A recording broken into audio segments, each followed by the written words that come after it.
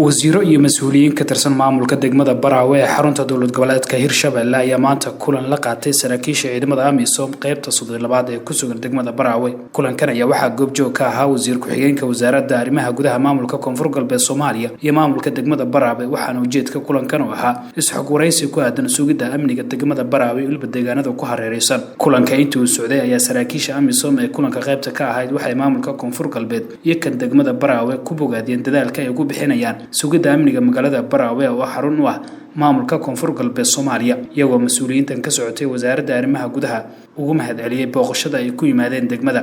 wasiir ku-xigeenka wasaaradda arrimaha gudaha maamulka Koonfur Galbeed Soomaaliya iyo mas'uuliyiinta maamulka degmada Baraawe ayaa dhankooda ciidanka AMISOM ugu mahadceliyay sida mar walba ay u diyaar ku yihiin amniga guud ee Koonfur Galbeed, gaar ahaan amniga degmada Baraawe, waxaana ay ku amaaneen sida ay ugu shaqeynayaan amniga gobolka. Kulankan ayaana gabagabadiisii waxa uu ku soo idlaaday jawi degan.